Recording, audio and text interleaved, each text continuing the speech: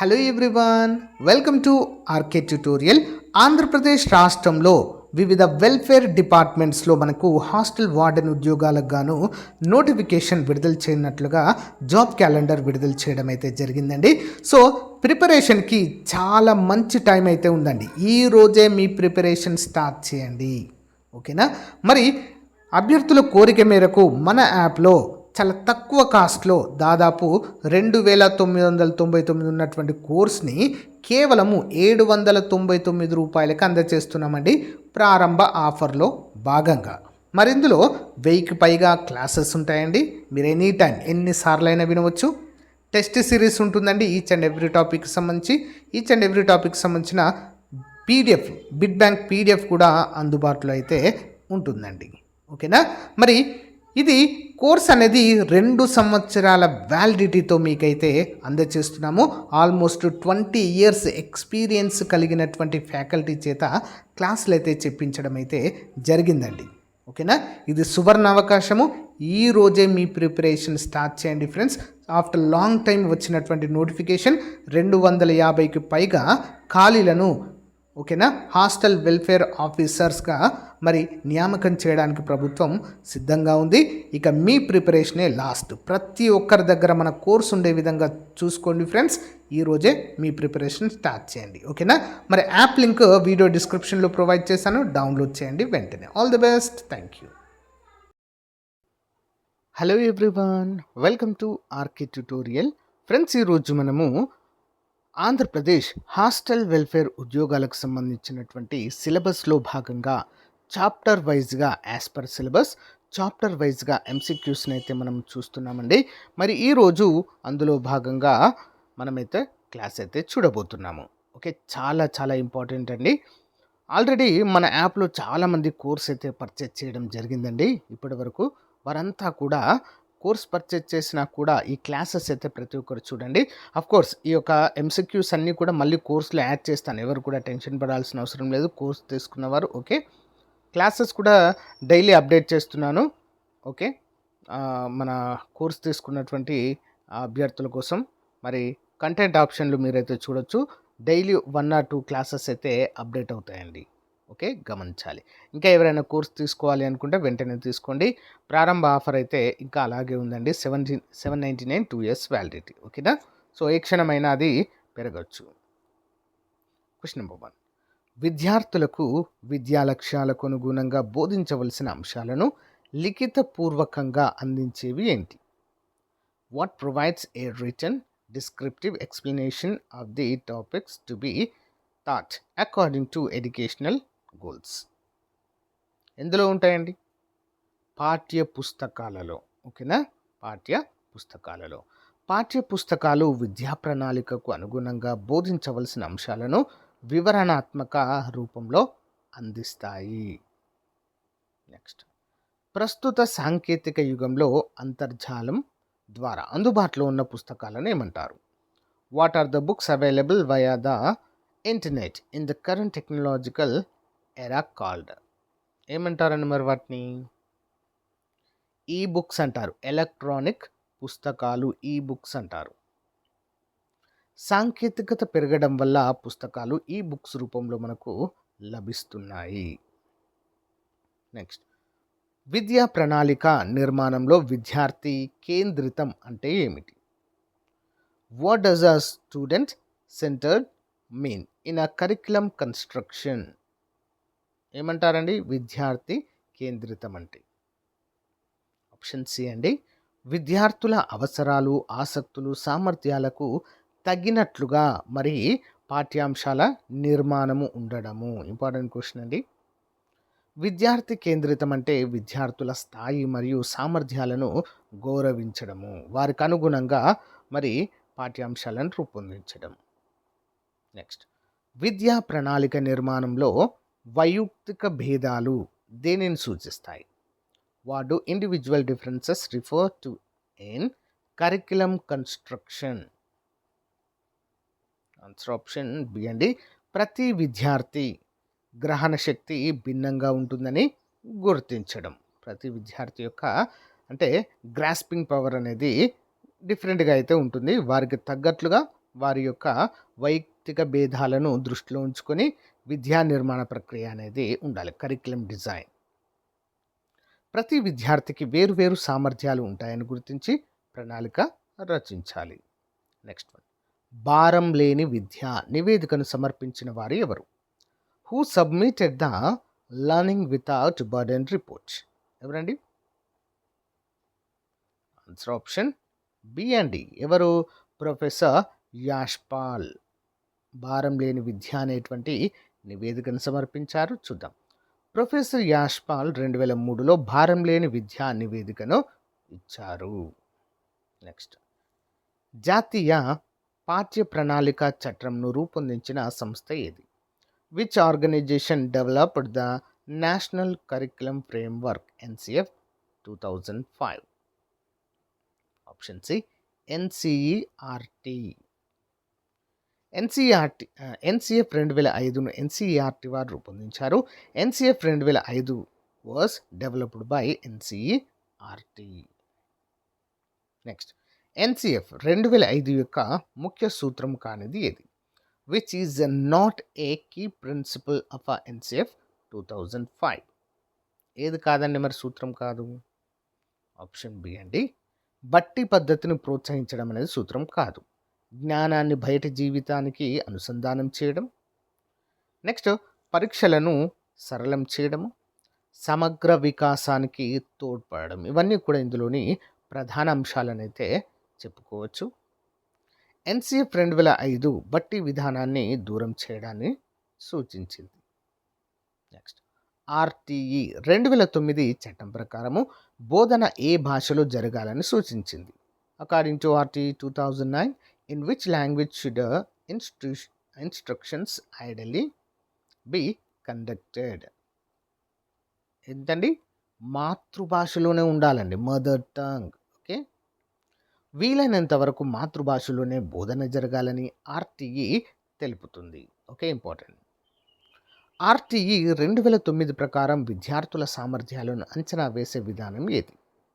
Which method is used to assess student abilities according to RTE 2009? Option B అండి. నిరంతర సమగ్ర మూల్యాంకనము. Okay, continuous comprehensive evaluation అంటారు, CCE. Important point ఇది, గుర్తుంచుకోవాలి. విద్యార్థుల అభివృద్ధిని నిరంతరం అంచనా వేయడానికి CCE విధానాన్ని వాడాలి. నెక్స్ట్, నూతన పాఠ్య పుస్తకాలు ఏ విధానాన్ని పాటిస్తాయి? What approach do the new text books follow? Option C A మరియు B రెండు సరైనవే. సమ్మిళిత విధానము. ఓకేనా, ఇంక్లూజివ్ అప్రోచ్. నిత్య జీవిత అనుసంధానము, కనెక్టింగ్ విత్ డైలీ లైఫ్. నూతన పాఠ్య పుస్తకాలు ఏ విధంగా ఉండాలి? సమ్మిళితంగా ఉండాలి, ప్లస్ దైనందిన జీవితం అంటారు. ఓకే, నిత్య జీవితానికి అవి ఉపయోగపడే విధంగా ఉండాలి. కొత్త పుస్తకాలు సమ్మిళిత మరియు నిజ జీవిత అనుసంధానాన్ని కలిగి ఉన్నాయి. నెక్స్ట్ వన్, విద్యా ప్రణాళికను ప్రభావితం చేసే రాజకీయ అంశం ఏది? Which a political factor influencing the curriculum? Option B, ప్రభుత్వ విధానాలు మరియు బడ్జెట్. అంతే కదండి, రాజకీయాలు బడ్జెట్ ఇస్తేనే కదా వారి యొక్క విధానాలు అంటే పథకాలు మరియు బడ్జెట్ వల్లనే విద్యా ప్రణాళికలు సక్సెస్ అవుతాయి. ఓకే, ప్రభుత్వ బడ్జెట్ మరియు విధానాలు రాజకీయ అంశాల క్రిందకి వస్తాయి. నెక్స్ట్, విద్యా ప్రణాళికను ప్రభావితం చేసే సామాజిక అంశాల లక్ష్యం ఏమిటి? What is the goal of a social factor influencing curriculum? Option B, సమానత్వాన్ని సాధించడం, అచీవింగ్ ఈక్వాలిటీ. చూద్దాం. సామాజిక ఆశయాలు సమానత్వాన్ని సాధించేలా ఉండాలి అంటూ తెలుస్తుంది. నెక్స్ట్, విషయ కేంద్రిత సబ్జెక్ట్ సెంటర్డ్ విధానము దేనికి ప్రాధాన్యత ఇస్తుంది? What does the subject centred approach prioritise? Option B అండి, కేవలం సమాచారానికి మరియు లేదా సబ్జెక్ట్కు. ఓకే, విషయ కేంద్రిత అంటారు దీన్ని. కేవలం సమాచారం మరియు సబ్జెక్టుకు మాత్రమే ప్రాధాన్యత ఇస్తుంది. ఇది పాత పద్ధతి అండి. కేవలం సబ్జెక్టుకి మాత్రమే ప్రాధాన్యత ఇస్తుంది. నెక్స్ట్, విద్యార్థులు స్వయంగా పనులు చేస్తూ నేర్చుకునే విధానం ఏది? Which method involves students learning by doing task themselves? Option B అండి. కృత్యాధార విధానము, యాక్టివిటీ ఓరియంటెడ్. ఇంపార్టెంట్. కృత్యాధార విధానంలో విద్యార్థులు అనుభవాల ద్వారా నేర్చుకుంటారు. దేని ద్వారా అండి? అనుభవాల ద్వారా. నెక్స్ట్, విద్యా ప్రణాళికలో నిర్ణాయక ప్రమాణాలు ఎన్ని? How many criterias are mention for curriculum determination? Options అండి 7. స్వీయ సమర్థత, ప్రాధాన్యము, ప్రామాణికత, ఆసక్తి, ఉపయోగిత, అభ్యాసన స్థాయి, అందుబాటు. ఓకేనా? ఇవన్నీ కూడా విద్యా ప్రణాళిక నిర్ణాయక ప్రమాణాలుగా మనమైతే చెప్పుకోవచ్చు. మొత్తము ఎన్ని ఉంటాయి? 7. నెక్స్ట్ వన్, ఒక అంశము నేర్చుకున్న తర్వాత అది నిత్య జీవితంలో ఉపయోగపడడాన్ని ఏమంటారు? What is called when something learn is useful in daily life? ఏమంటారండి? ఆప్షన్ బి ఉపయోగిత, యూటిలిటీ అంటారండి దాన్ని. ఓకే, నేర్చుకున్నది వాస్తవ జీవితంలో ఉండడమే ఉపయోగిత.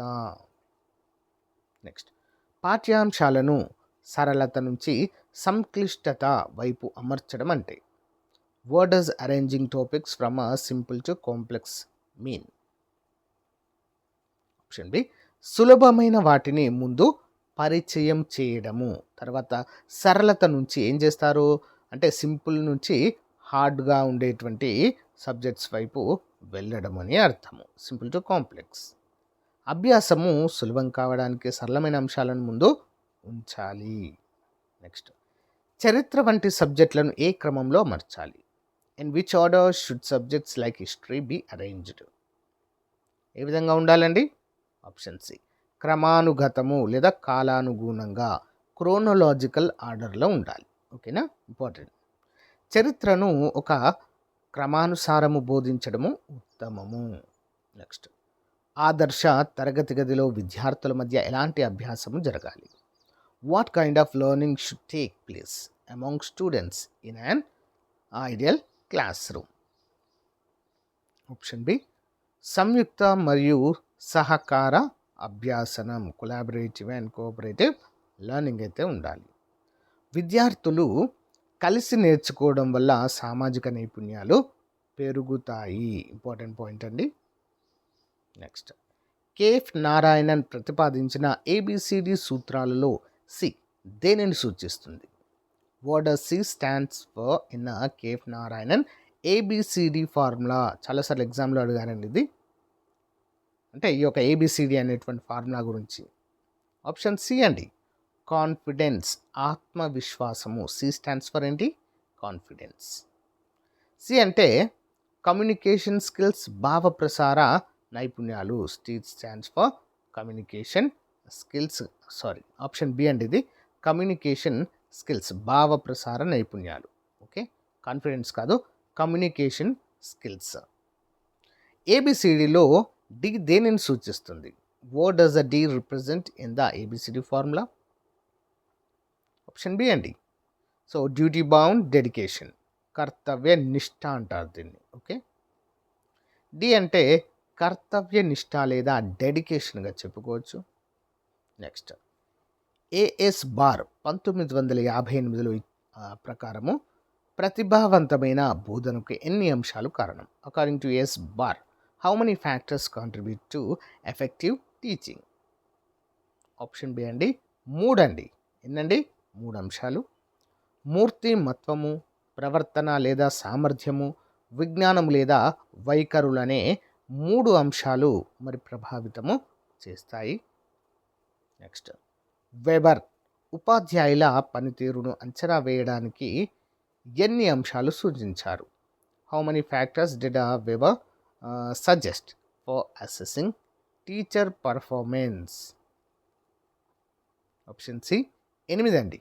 ఎన్నండి? 8. వెబర్ 8 మదింపు అంశాలను సూచించడం జరిగింది. నెక్స్ట్, సందర్భానుసారంగా ఆసక్తికరమైన బోధన పద్ధతులను ఉపయోగించాలని చెప్పిన వారు ఎవరు? Who started that interesting teaching method should be used according to the context? ఎవరండి? మిశ్రా గారు. మిశ్రా 1980లో మిశ్రా ఈ లక్షణాలను వివరించడము జరిగింది. నెక్స్ట్ వన్, విద్యార్థుల పెరుగుదల వికాసంపై ఉపాధ్యాయునికి పట్టు ఉండాలని చెప్పిన వారు ఎవరు?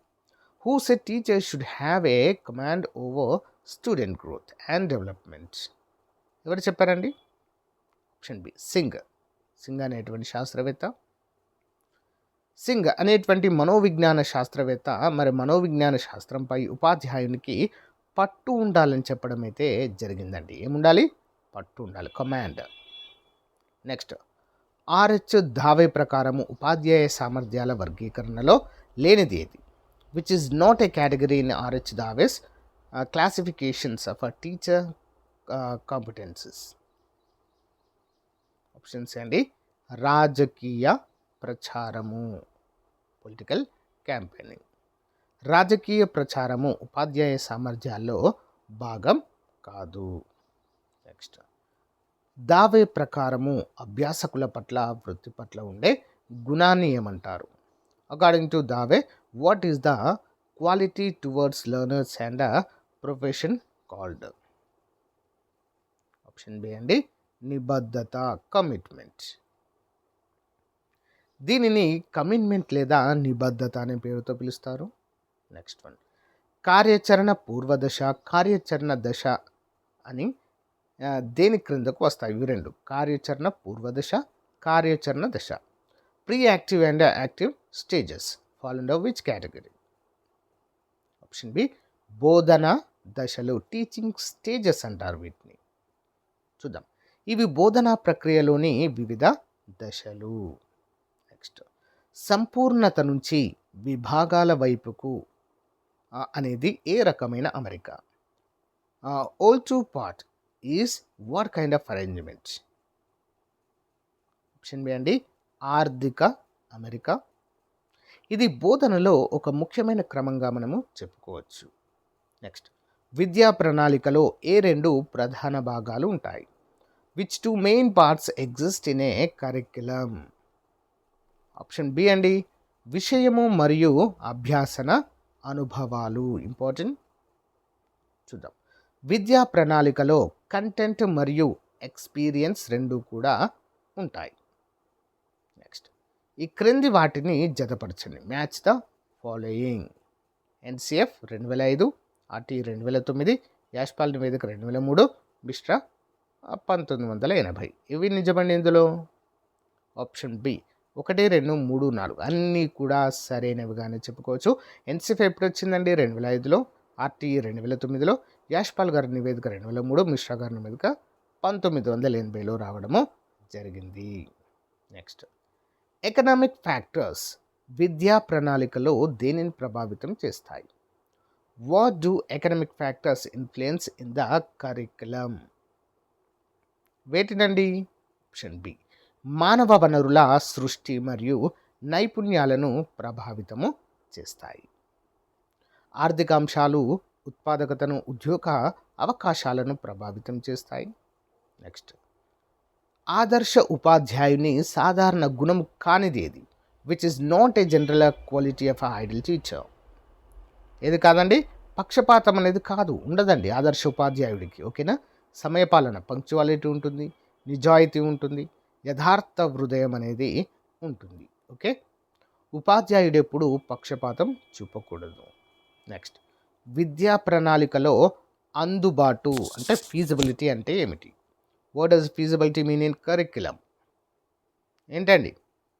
ఆప్షన్ బి, ఉన్న సమయము వనరులకు తగినట్లుగా ఉండడము. Okay, important. సాధ్యమయ్యే పనులనే ప్రణాళికలో చేర్చాలి అంటూ ఇది తెలుపుతుంది. నెక్స్ట్, క్రింది వాటిలో ఏది శాస్త్ర సాంకేతిక అంశం క్రిందికి వస్తుంది? Which of the following falls under scientific technological factor? Option C, internet మరియు కంప్యూటర్లు. నెక్స్ట్ వన్, ఉపాధ్యాయుడు విద్యార్థులకు ఎలా ఉండాలి? How should a teacher be to the students? Answer option B అండి. ఒక శ్రేయోభిలాష్లాగా, ఒక ప్రేరణకర్తలాగా మరి ఉపాధ్యాయుడు ఉండాలంటూ తెలుపుతుంది. సో గైస్, ఇది రోజుకు సంబంధించిన క్లాస్. డైలీ ఒక క్లాస్ ఎంసీక్యూస్ రూపంలో మీకు అప్డేట్ చేస్తాను. రెగ్యులర్గా ఫాలో అవ్వండి. ఇంకా ఎవరైనా మన యాప్లో కోర్స్ తీసుకున్నట్లయితే తప్పకుండా తీసుకున్న వారు మీ ఫ్రెండ్స్కి షేర్ చేయండి. ఈ రోజు నుంచే మీ ప్రిపరేషన్ స్టార్ట్ చేయండి ఫ్రెండ్స్. చాలా సంవత్సరాల తర్వాత వచ్చినటువంటి నోటిఫికేషన్ ఇది. ఓకేనా? All the best. Thank you.